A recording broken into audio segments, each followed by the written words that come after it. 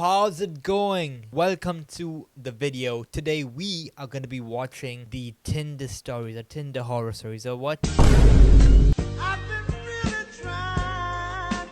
people have to go through to find love in today's love economy of 2025, and we got a bunch of stories here to go through. So without further ado, let's go ahead and check it out. Make sure to leave a like, make sure to subscribe, make sure to comment down below if you guys have had any bizarre love stories, so I could I don't know, potentially make a video out of it. I don't know. And I'll let you guys in on some secrets of my own as well. In Riz, in the master of Riz. Okay.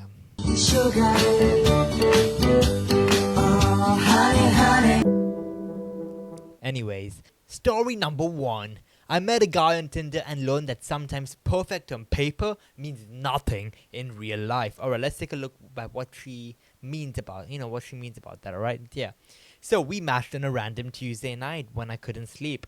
Using Tinder when you're bored. Classic move. I've never been on a dating app, but what I've been told is it's a classic move. His profile is full of witty one-liners, travel pic, and a bio that said he was looking for some real connections. We started talking and the conversation just clicked. He was smart, funny, and he actually asked me questions instead of just sending me a fire emoji. We decided to meet for coffee 2 days later. He showed up looking exactly like his photos. Thank God. And the conversation flowed even better in person. We talked about our favorite travel spots, the weirdest things we'd ever eaten, and how neither of us could get through an entire week without accidentally watching some reality TV trash. He was charming, and I left thinking that this was the actual start of something real. I might swerve in that corner, whoa, whoa. It's short on tight, cause I'm tweaking it, bitch, don't let it shit go. For the next week, he'd text me every morning and call me every night just to say hi. He asked me for dinner for the weekend, and it felt like I'd finally found someone who was actually ready to put in the effort. But then, after the dinner date, he just disappeared. No explanation. No, hey, I'm not feeling this text. Just complete radio silence. At first, I thought he was busy. Then I wondered if I'd said something wrong, but after a few days I realized he probably moved on or changed his mind, and that's okay. It's so weird how you can feel like you're almost there with someone and then they're gone like you never even existed. I'm not heartbroken, but I'm definitely disappointed. So the takeaway for me is, even if it feels like you found someone who's perfect on paper, always remember that the real connection happens through action, not words. If someone wants to be in your life, they'll make it known, and if they don't, let them go without wasting another minute wondering why. Well, firstly, I'm so sorry you had to go through that. It really does suck when this type of thing happens, because it happens to a bunch of people as well, right?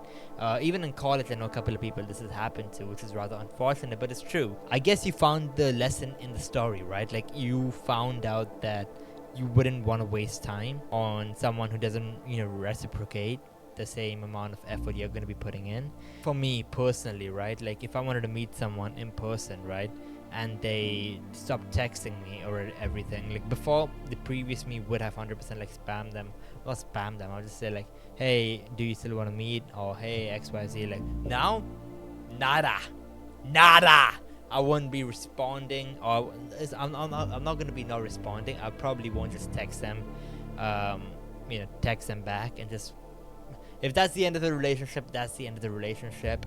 And it's rather unfortunate, but especially in today's love economy, situationship economy, and all of that is rather unfortunate. And finding someone you really connect with is gonna be, well, it is rare, but not rare. Like it is rare at the same time, but it's hard to find, which is rare. Like it's rare, but it's there. It's rare, but it's there. That's pretty much it. Like, you gotta put an effort, and if it's mutual and equal efforts made, then I guess you could potentially take it forward.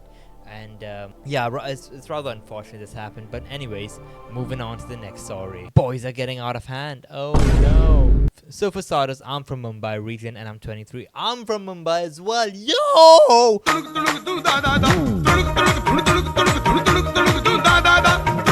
And I came here to rant to all the boys who are getting out of line, being desperate and rude, trying to get into my pants. Like, okay, you're hot. I want you. I want you. I want you in. I want you in. I want you in. I want you in. I want you in. I want you in, but Manos? Oh, okay. Let's just read what the context is. Number 1. Matt is a good-looking guy. His first text is, "Hey, no one is at my office. It's 7:40 till 6:30 a.m.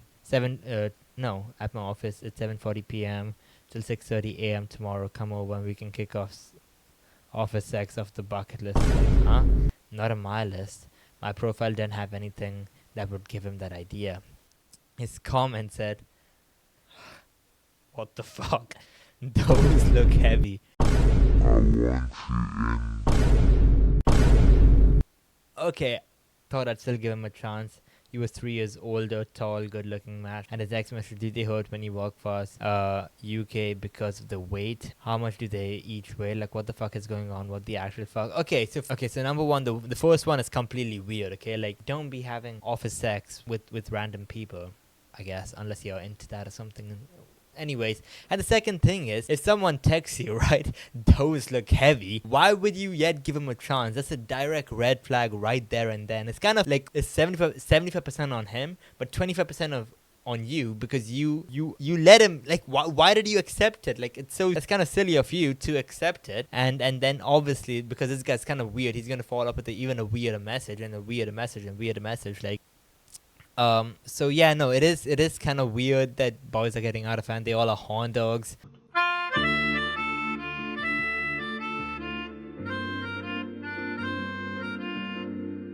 And it sucks, is considering they are from Mumbai. And I really do apologize, and that's appalling. Anyways, creep Tinder date.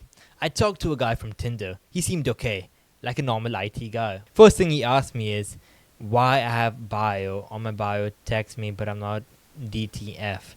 And I started telling him, but then he told me, "Okay, tell me more about it on a date." We settled the date when we were both free. First time he told me we were going to a restaurant. He wasn't gonna come take me with the car and bring me home. He comes and takes me to his place to eat a burger and some cider. I'm pretty sure of myself, and I know how to say no and not let myself do stuff I don't want to. But I'm not the smallest girl in the world. We ate, drank a bit, not enough to get me tipsy, and he started asking me weird questions, saying things like if I had a daughter and she went to a guy's place she didn't know, like you just did with me, I'd break her legs. I was like, "Okay, dude, you're not gonna get anywhere near me." He barely knew how to keep a conversation going. He sat on his phone most of the time checking crypto, he said. He tried to kiss me twice. I said, "Yeah, not gonna happen." Like, the vibe wasn't there.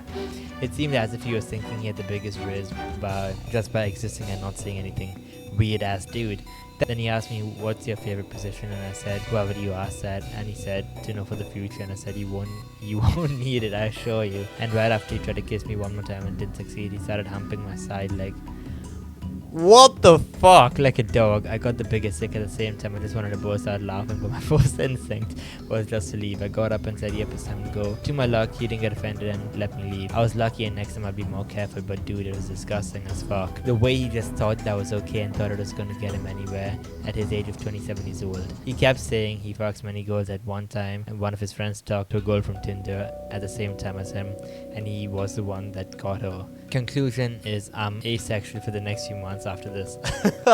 So this is so weird, man. I can't believe he started humping his side. Like, that is really, really weird. Like a dog. Like why would he do that? Like, you freaking horn dog, dude.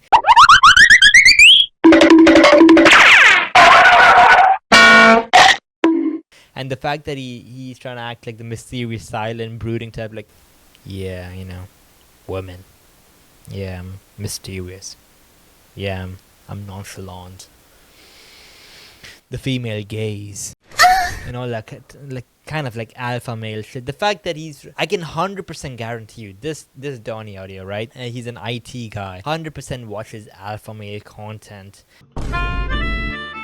Probably got like the to get her out on a date to begin with from his friend, because this guy seems like he doesn't have any riz or any charisma or any just normal conversational knowledge, I guess. And this guy is 100% a creep, no doubt about it. But I'm curious, because you did how you got to be pretty naive to let him come pick you up in a complete stranger's car and then go to his home, and you had no way of knowing if he had more people waiting inside. Like, it's kind of stupid on you to an extent. That's all I'll say. Like, I've heard like pretty weird Tinder stories as well, like in university as well. Like, I've heard this one girl was followed by a guy back to a dorm room in first year, and it's really like messed up things, and it's really weird how creepy things can get when it comes to dating and all that stuff. But ladies and gentlemen, boys and girls, that is it for today's video. And yeah, drop a comment down below of your dating stories or your dating horror stories. I'd love to drop some of mine, but I barely have any to add to the portfolio.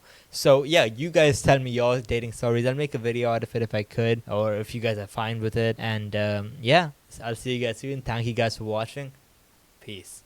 Say his name and he appears. I believe in Sid Parikh. I believe in Sid Parikh.